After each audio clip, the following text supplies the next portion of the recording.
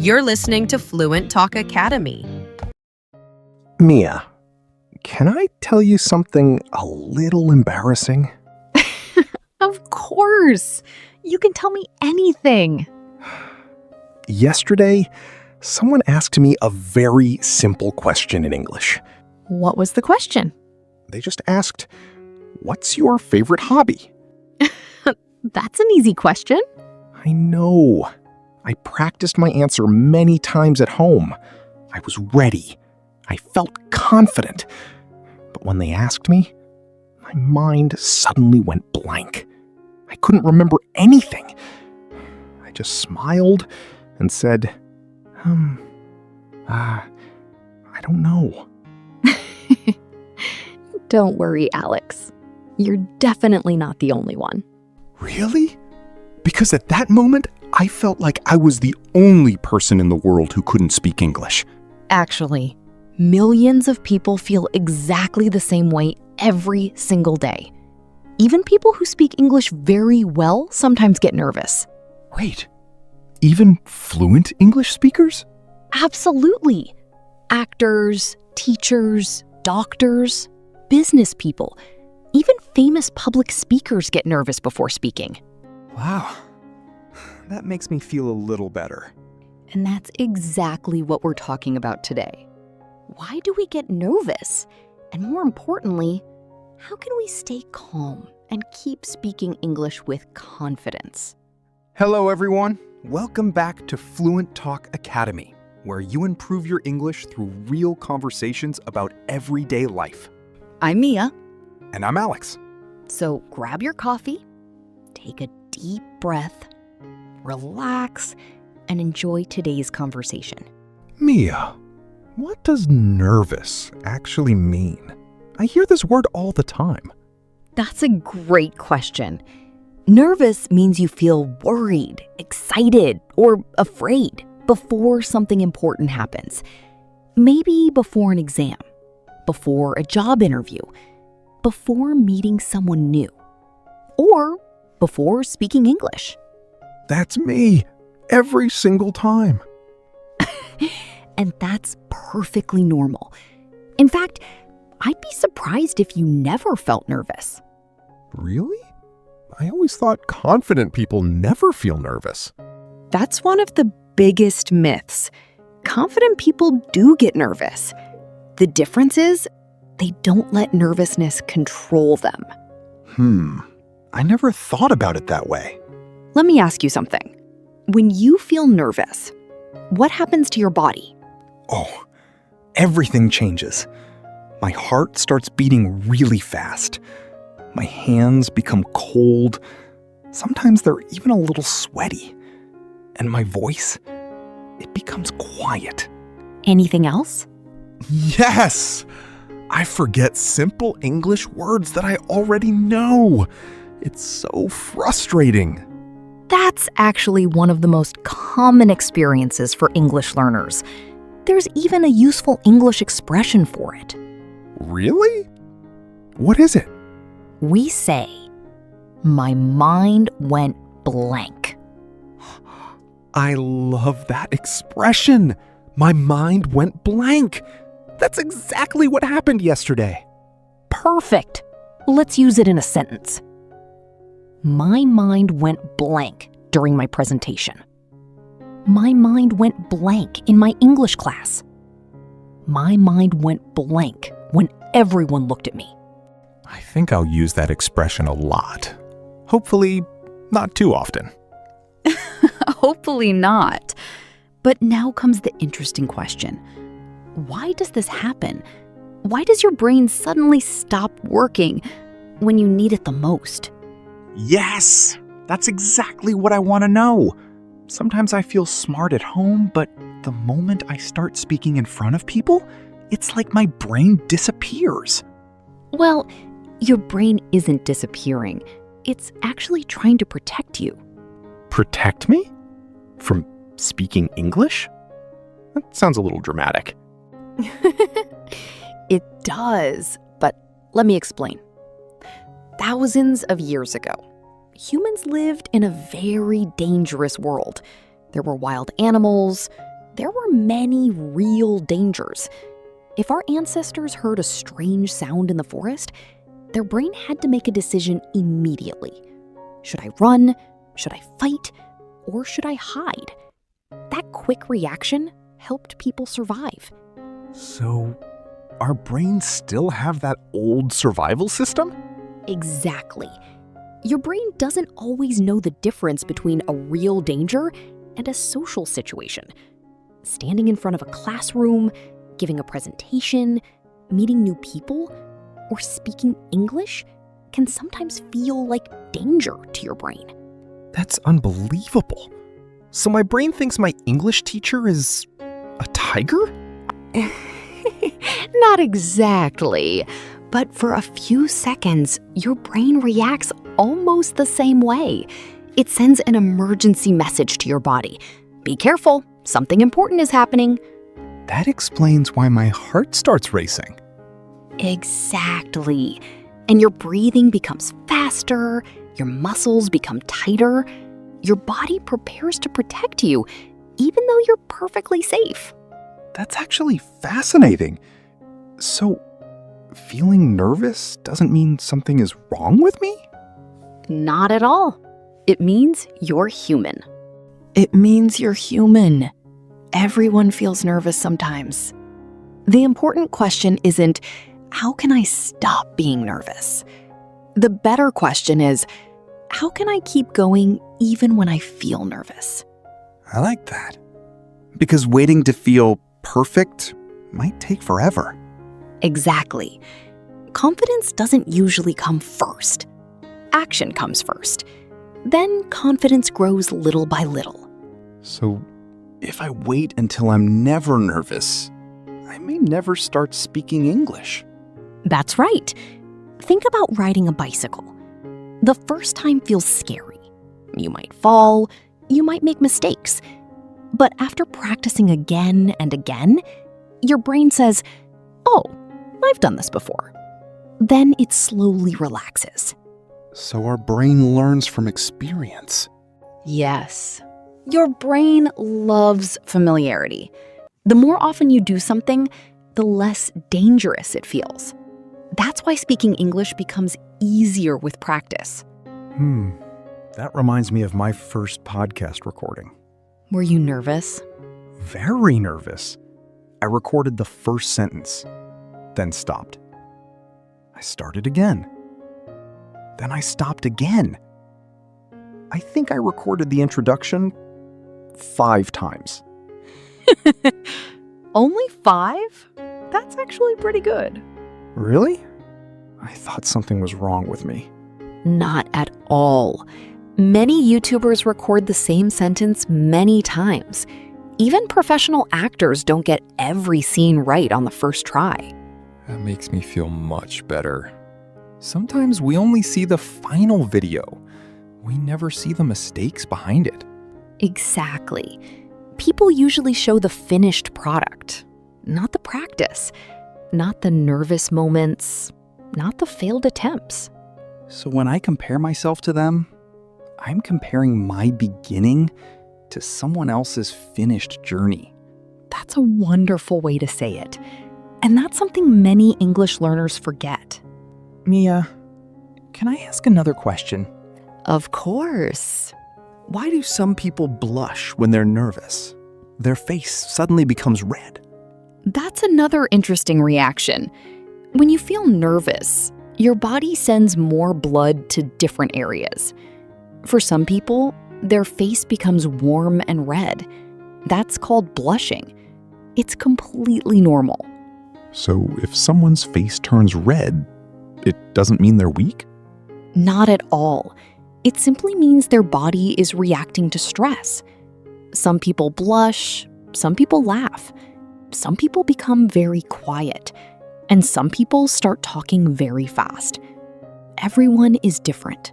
Oh, I definitely talk too fast when I'm nervous. I noticed. Hey, you're supposed to support me. I am supporting you. That's why I'm telling you the truth. If you notice that you're speaking too fast, you can slow down. Take a small breath, pause for 1 second, then continue. Believe it or not, most listeners don't even notice that 1 second pause, but it gives your brain enough time to think. That's actually a useful tip. I always thought I had to speak without stopping. No! Native speakers pause all the time. Pausing doesn't make you sound less fluent. Sometimes it makes you sound more confident. Really? Absolutely. Listen to good speakers. They don't rush. They speak clearly. They pause naturally. And those pauses help people understand them better. So, I don't have to speak fast. I have to speak clearly. Exactly. Clear is always better than fast. And here's another expression you can use. Instead of saying, I'm scared to speak English, you can say, I'm a little nervous, but I'll try. Can you hear the difference? Yes! The second sentence sounds much more positive. Because it gives your brain hope. You're not focusing on the fear, you're focusing on the action. Let me try. I'm a little nervous, but I'll try. Perfect. Now say it with confidence. I'm a little nervous, but I'll try. Excellent. See? That already sounds stronger. And remember something very important. Making mistakes while speaking English is not embarrassing. Staying silent forever is much more limiting. Every mistake teaches you something new. Every conversation makes you a little better. Every sentence you speak is another step toward confidence. I think many English learners need to hear that. Sometimes we're so afraid of making mistakes that we never give ourselves the chance to improve.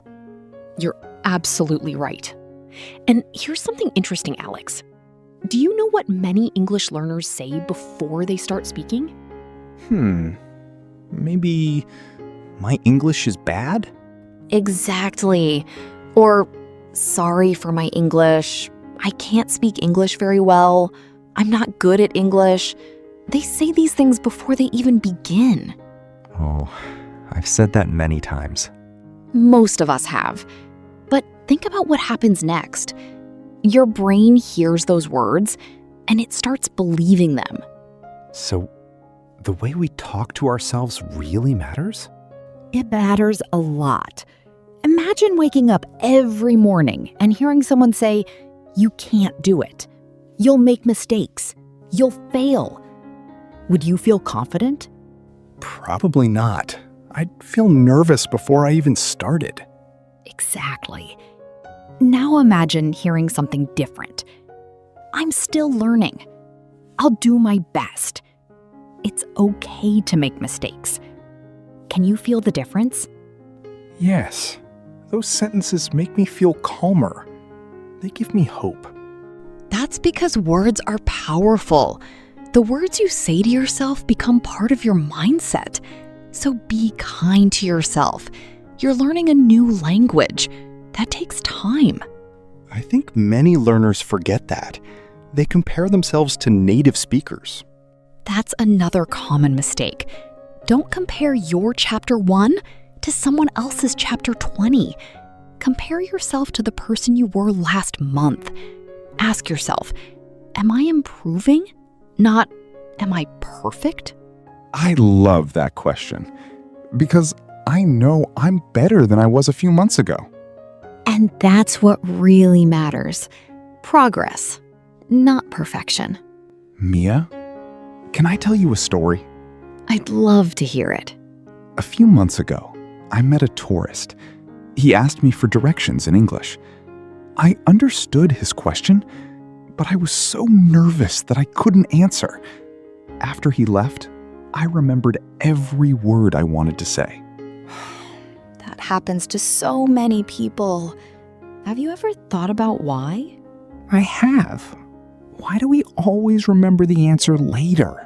Because when the stressful moment is over, your brain relaxes. It no longer feels pressure. So your thoughts become clearer.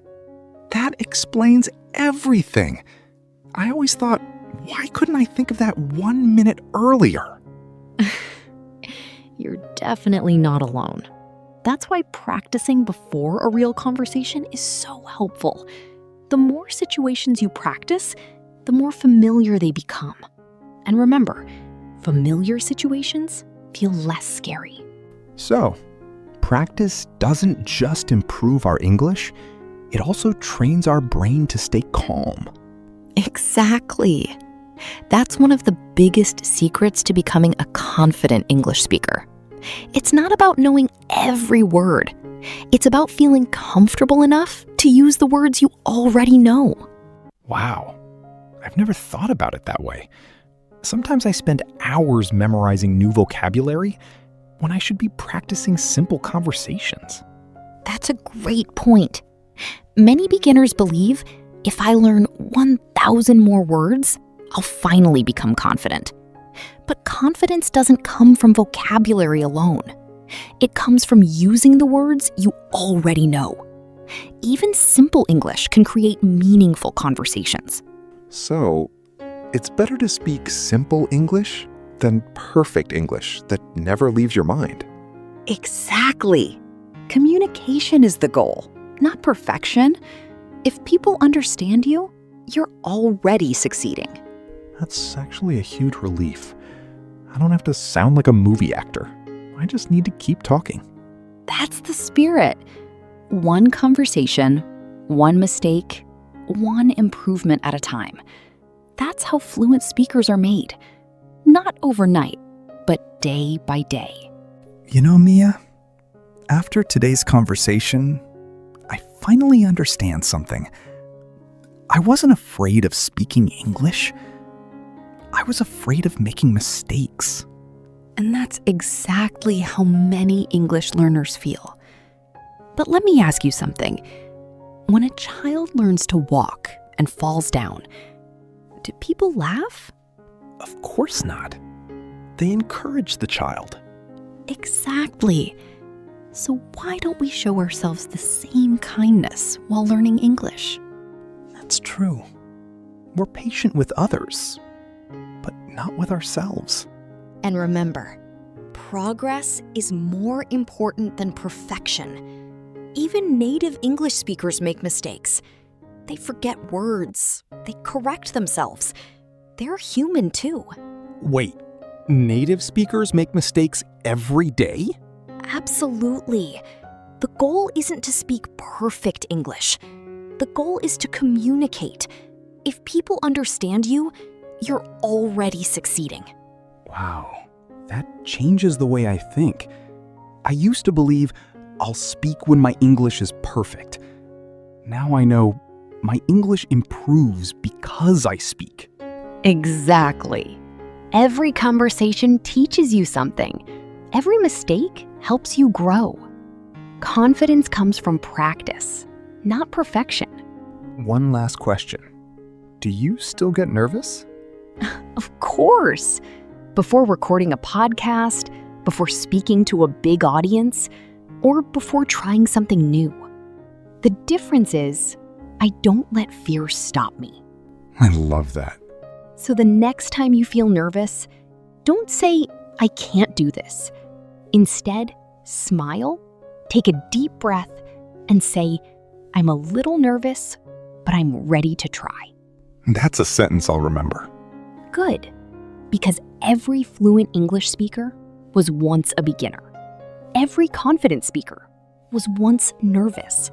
And every success story started with one small conversation. So, before we go, remember, don't wait until you're perfect. Speak anyway. That's how confidence grows. So, dear English learners, now it's your turn. When do you feel the most nervous speaking English? Tell us in the comments. We'd love to hear from you. If you enjoyed this conversation, please like this video and share it with a friend who's learning English. And don't forget to subscribe to Fluent Talk Academy and turn on the notification bell so you never miss a new conversation. Your support means everything to us.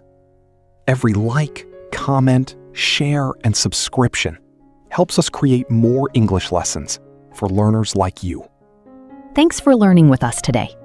Keep practicing, keep speaking, and keep believing in yourself. Take care, and we'll see you in the next conversation. Bye.